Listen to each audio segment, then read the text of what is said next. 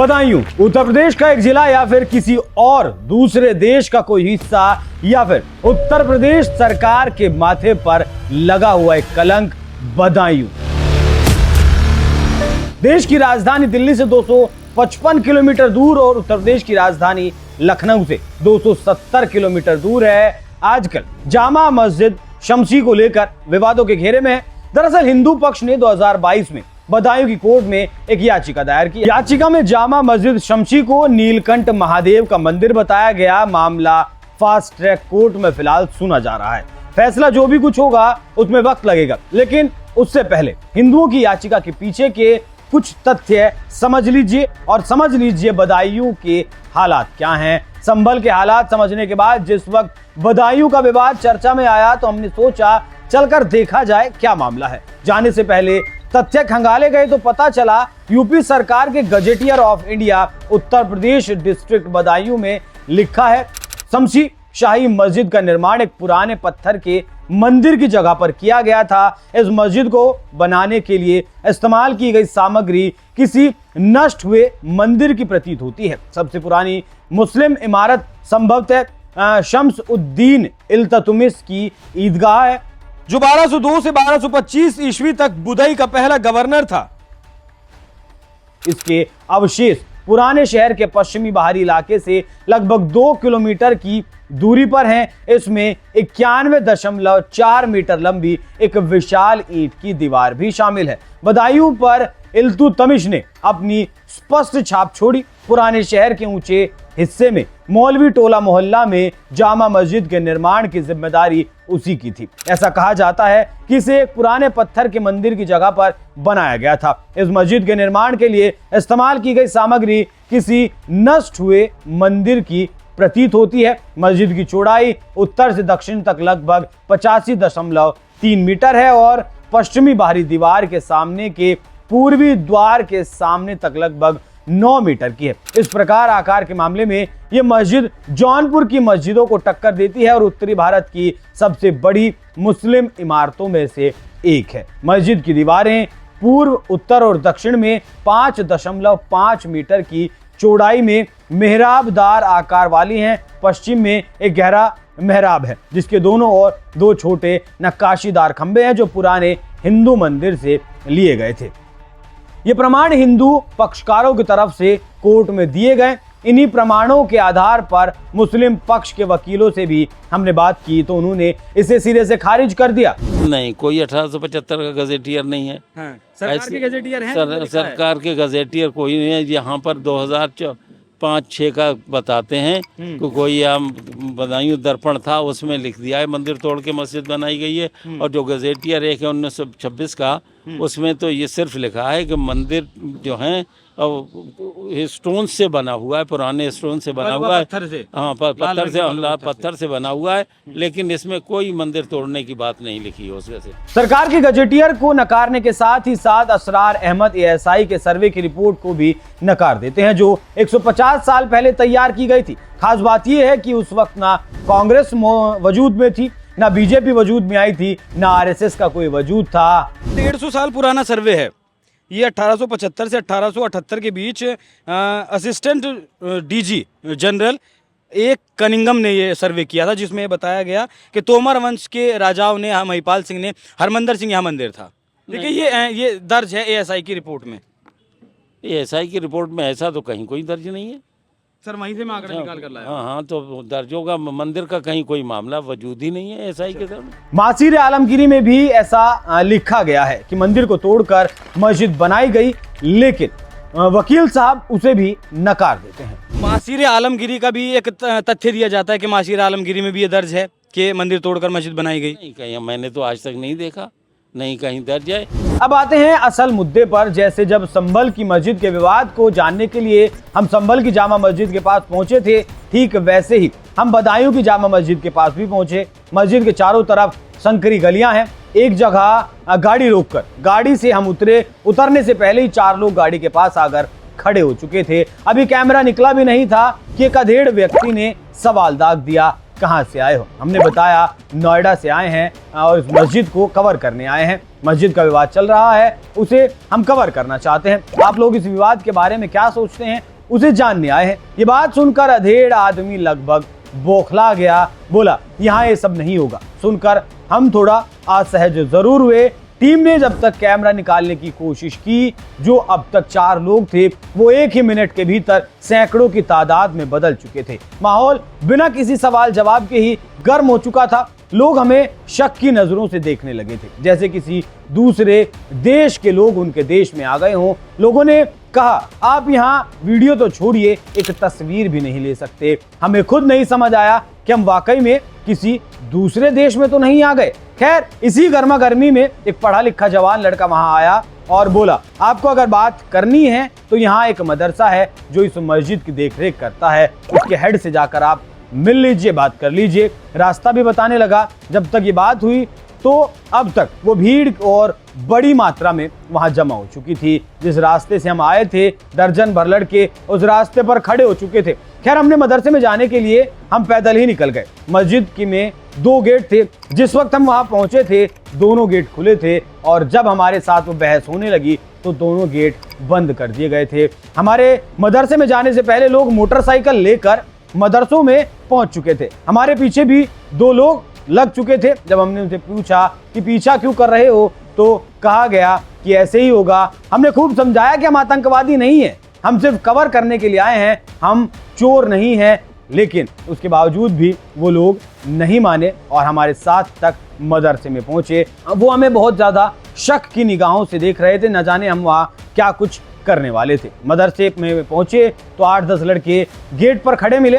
अंदर गए तो बात हुई, पता चला असरार अहमद नाम का जो इस पक्ष के वकील हैं वो ही कुछ बताएंगे और कोई यहाँ कुछ भी नहीं बोलेगा। और आप यहाँ कुछ करने की गलती भी मत करना। जब ये सुना तो दिमाग की तारों में करंट सा दौड़ पड़ा। तब पहली बार उन लोगों की बात सही लगी जो कहते हैं इस देश में बहुत सारे छोटे छोटे पॉकेट बने हैं। खैर, हम भी वक्त जाया ना करते हुए दोबारा फिर से कोर्ट पहुंचे और असरार अहमद से बात की। अच्छा सर, मैं अभी जामा मस्जिद गया था। मैं वहाँ मैं लोगों से बात करने की मैंने कोशिश की। वहाँ मैं गया कि देखूँ कि क्या कुछ लोग यहाँ बोलते हैं।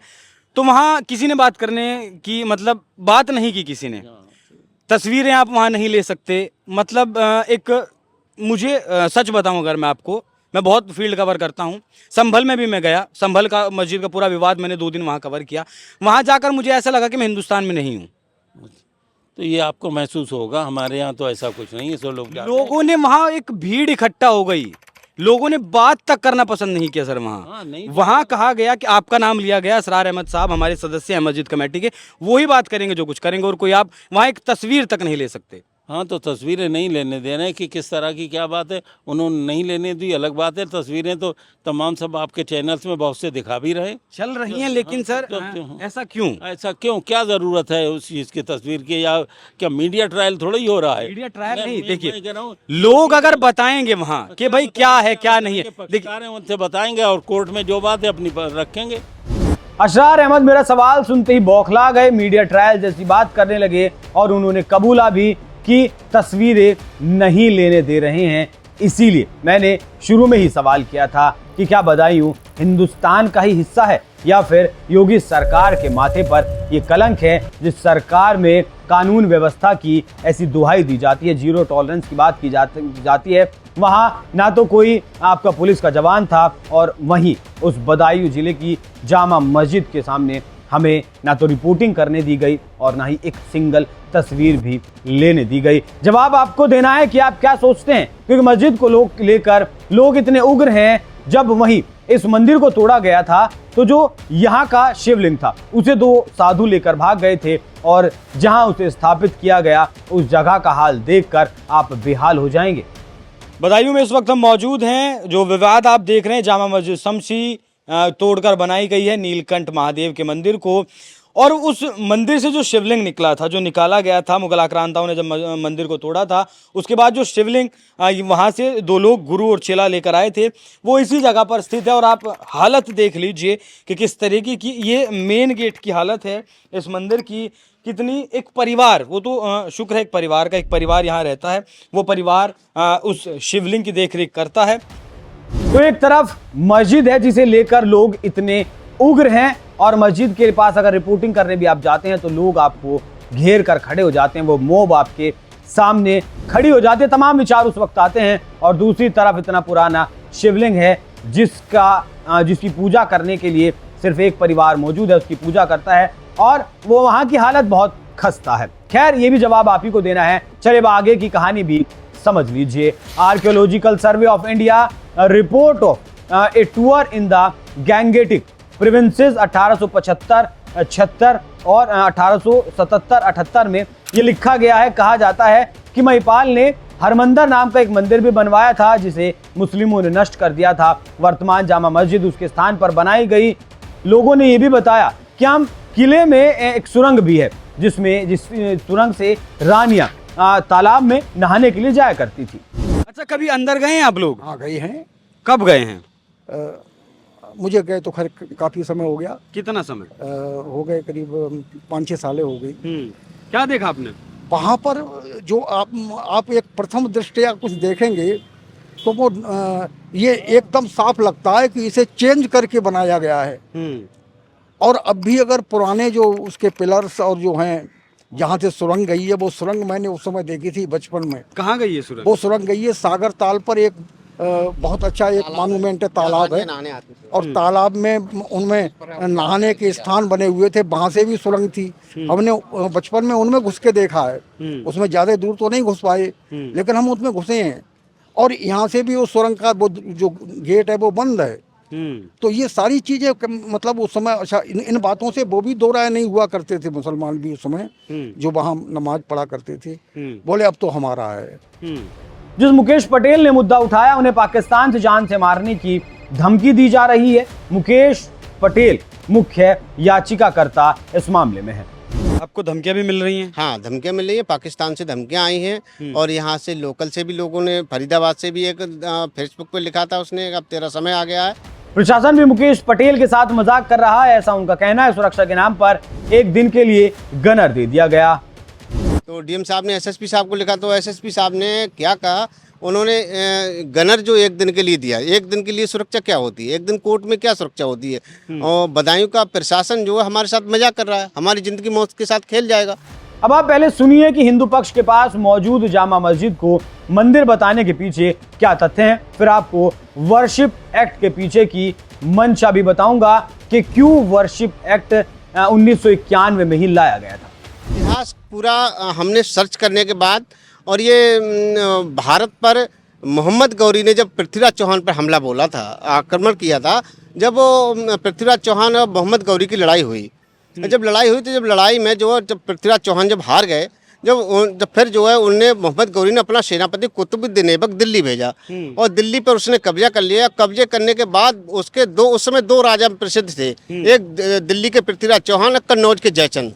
तो ये जो बदायूं थी वो कन्नौज के अधीन आती थी, जयचंद के अधीन थी ये इस समय बदायूं। वो बदायूं के राजा थे महिपाल।